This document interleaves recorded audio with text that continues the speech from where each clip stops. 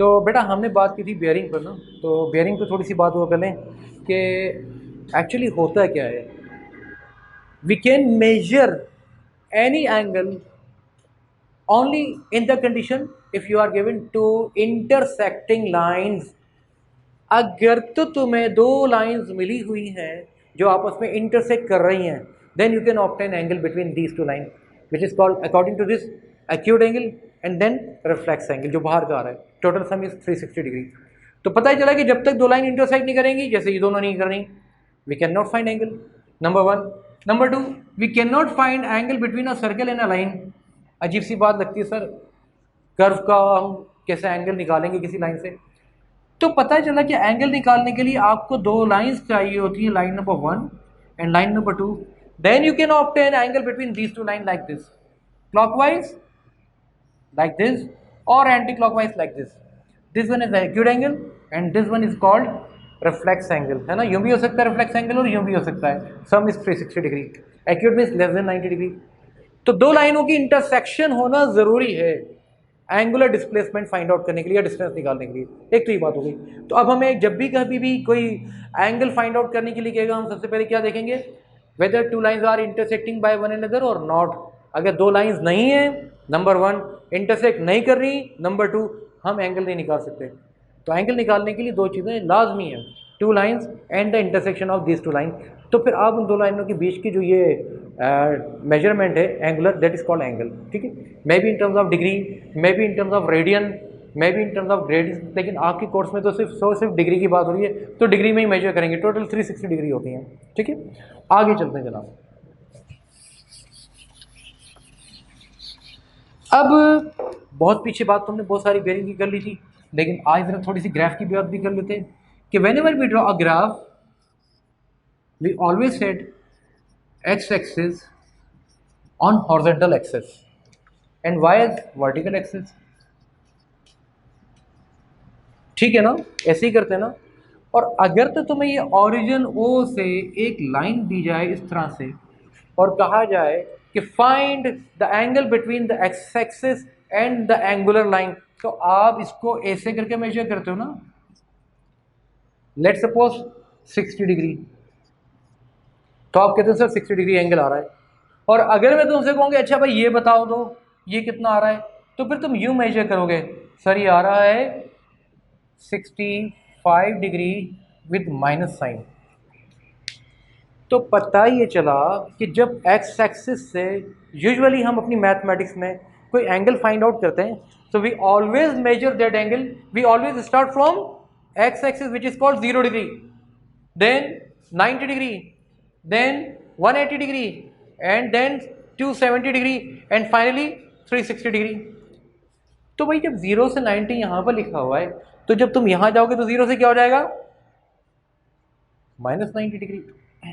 0, minus 90, minus 180, minus 270 and then minus 360।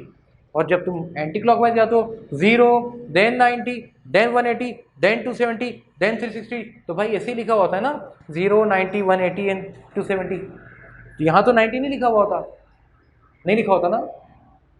तो we can find the result of this discussion or the conclusion of this discussion, that is we always positive acute angle from x-axis to angular line in anti-clockwise direction, right?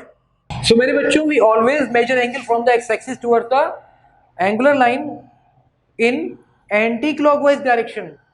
ये तो rule है ना जो हम करते चला रहे हैं। आओ तो फिर बेयरिंग में क्या होता है, we compare this with bearing. यहां पर कर देते हैं, आपने इसको क्या लिया था, एक्स लिया था। यहां पर आप इसको ले लीजिए ईस्ट, इसको आपने क्या लिया था वहां पर, इसको आप ले लीजिए north, right. And now you have a line like this. तो दो लाइंस आ गई। अगर तो तुम इसको मेजर करते हो यहां से यहां तक, और ये एंगल लेट सपोज आ जाता है 46 degree, and let imagine that this point be A, this point of intersection of these two lines, okay, and this point is B, So we say the bearing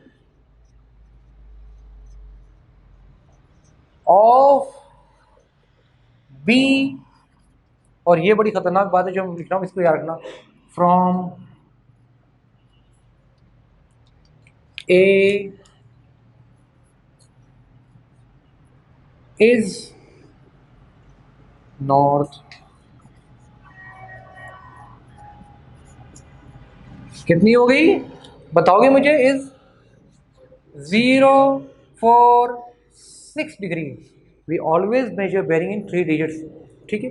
तो भाई simple is that कि first of all consider 2 lines and find the angle between these 2 lines. One line must be a perpendicular line like north line, और वो तुमने देखो from के बाद जो अल्फाबेट आएगा उसके ऊपर सेट करनी है, फ्रॉम के बाद, और जो पहले आ रहा है उसकी और उसके बीच में तुमने एक लाइन ड्रॉ करनी है, और जो बाद में आ रहा है उसके ऊपर तुमने एक लाइन लगानी है। तो कितनी लाइन होगी? 2 हो गई, यानी इसके और इसके बीच की एक लाइन बनाई, बी और ए के बीच में एक लाइन लगा दी। Now we will set a vertical line for the bearing direction over the A, तो ए के ऊपर तुमने ये वर्टिकल लाइन लगा दी। Now you have two intersecting lines, measure this angle in clockwise direction starting from the north. यहां तुम x axis से लेकर चल रहे थे वाई एक्सिस की तरफ इन एंटी क्लॉकवाइज डायरेक्शन, यहां तुम वाई एक्सिस से एक्स एक्सिस की तरफ जा रहे हो इन clockwise direction. This is the difference between simple measurement of angle and measurement in terms of bearing. Got it? बात समझ में आ गई? अभी भी मैं 2-3 बातें तुमसे करूंगा और फिर बात करता हूं, ठीक है। इसको मिटा दूं मैं। वेरी इंपॉर्टेंट कॉन्सेप्ट जो मैंने तुम्हें दे दिया, 90% तुम्हारी चीजें क्लियर हो जाएंगी इंशाल्लाह। इससे आगे चलते हैं।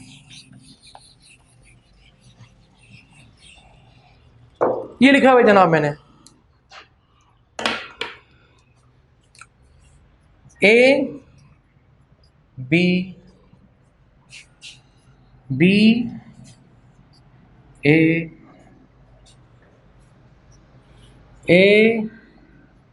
B B A 1 2 3 and 4 join this line AB BA AB and then अच्छा ये बनाया हुआ है, ठीक है। अब वो सिंपल एक बात कर रहा है, find the bearing of B from A, ठीक है ना। क्वेश्चन है find the bearing of B from A। सबसे पहले ज्वाइन A एंड B। आपने सबसे पहले करना क्या है? इन दोनों पॉइंट्स को ज्वाइन कर देना है। कर दिया ना? सबने कर दिया, राइट। बेयरिंग फ्रॉम ए के ऊपर क्या बनेगा? वर्टिकल लाइन, पोस्ट बनेगा, flag north north north north. और एक काम और भी करता हूँ, ए एंड बी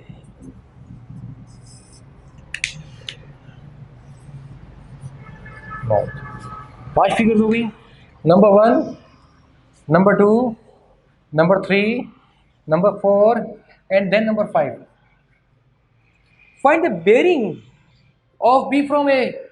क्या हर तरफ 2-2 लाइंस नजर आ रही हैं? एक तो वो जो कि बी ए के ऊपर वर्टिकल लाइन बनाई, स्टार्ट बी से ली, और एक वो ए बी के बीच में बन रही, तो इंटरसेक्शन बन रही। Okay, the bearing of B from A के ऊपर से मेजर करो ये वाला एंगल, right. Let's suppose 60 degree which is 060 degree.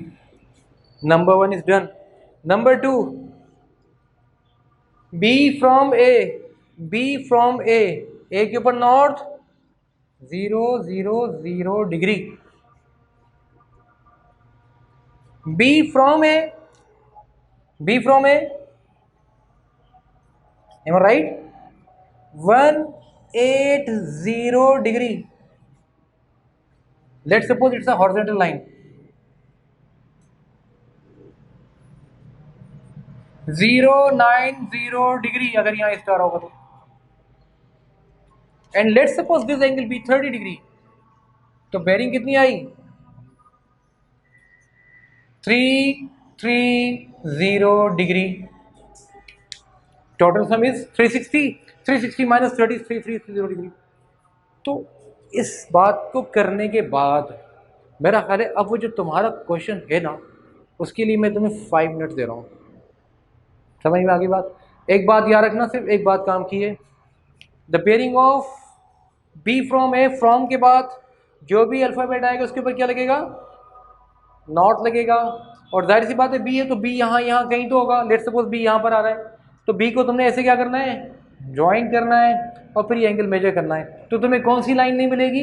तुम्हें यूजुअली नॉर्थ की लाइन नहीं मिलेगी, कहीं मिल जाएगी कहीं नहीं मिलेगी, वहाँ पर तुम्हें क्या करना पड़ेगा?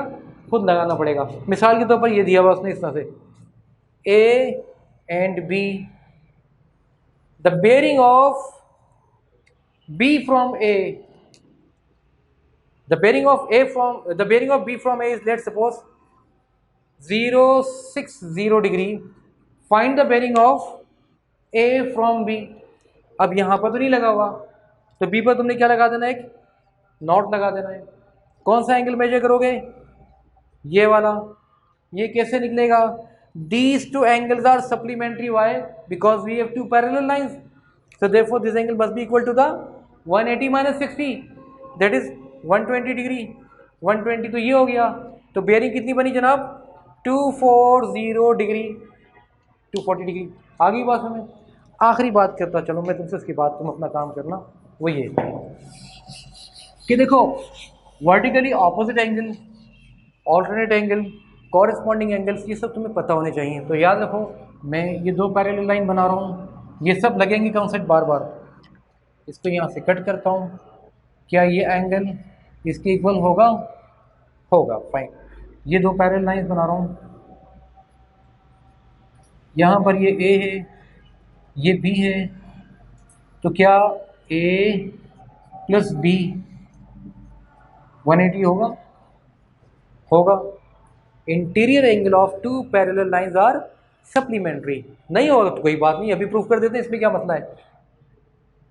अगर इन दोनों का सम 180 है तो इसका मतलब इन दोनों का सम भी 180 होना चाहिए। स्ट्रेट लाइन है ना ये। भाई मैं इसको कहता हूँ तुम्हारे लिए समझाने के लिए कि ये 60 डिग्री है और ये कितना हो गया? हमारे हिसाब से 120 हो गया। ये कितना होना चाहिए? स्ट्रेट लाइन के angles of straight lines are supplementary. तो 180 minus 60 is equal to 120 degree. ये z बन रहा है, जैसे ये बन रहा है तो ये कितना हो जाएगा? 120, राइट। तो अगर 120 तो ये कितना हो गया? 60 डिग्री। तो ये कितना हो गया नीचे जो आ रहा है? सॉरी मैंने इसको थोड़ा सा उल्टा कर दिया। ये 120 होगा और ये 60 होगा और ये 60 होगा और ये 120 होगा और ये 60 होगा और ये 120 होगा और फिर ये 120 होगा और ये 60 होगा। ऐसे ही चलता चला जाएगा। तो अगर ये प्रॉपर्टी तुम्हें समझ में आ गई तो फिर तो तुम्हारा काम बड़ा आसान हो गया। ठीक है, अब मैं तुम्हें टाइम देता हूँ, तो मुझे वो क्वेश्चन करके दिखा दो, राइट।